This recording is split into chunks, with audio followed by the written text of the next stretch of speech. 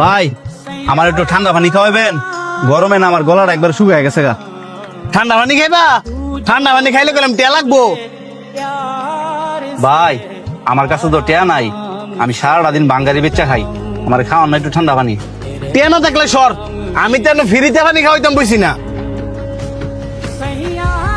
একটু পানি তো খাইতাম চাইছি, আপনার এই ঠান্ডা পানিটা দেখে আমার আত্মার অনেক মন চাইতেছে। তোরা তো মন চাইলে আমি খাওয়াইতে পারতাম না, কারণ এগুলো আমি ব্যস্তাম বলে লইছি। সামনে তো সর, তোর দেখে কাস্টমার আইতেছে না।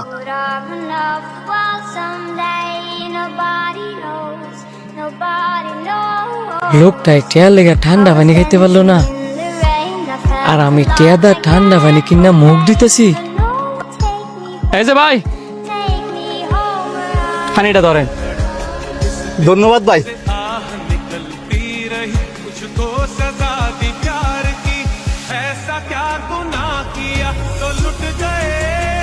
ওই লোকটা যে আপনারা পানি দিছে না, আপনি কিন্তু মনে কষ্ট নিয়েন না, কারণ ওইটা হচ্ছে ওনার ব্যবসা।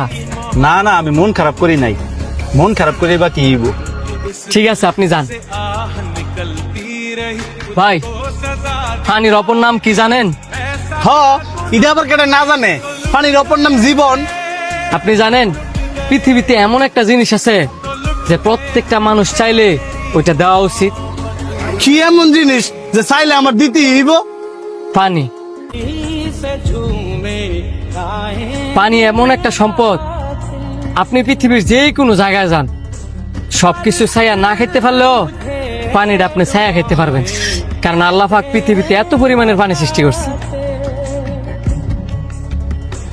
আর আপনার কাছে ওই লোকটা একটু ঠান্ডা পানি চাইছে বললা আপনি দিচ্ছেন না, আর ওই লোকটার জায়গা তো আপনিও থাকতে পারতেন।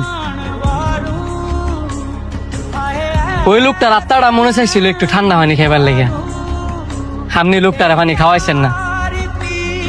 ওই লোকটা অভিশাপ না দিল, ওই লোকটার আত্মাটা কিন্তু ঠিকই আপনার অভিশাপ দিচ্ছে। পৃথিবীতে এত পানি থাকার সত্ত্বেও হইতেও পারে যে আপনি মরার আগে একটু পানি ফেলেন না।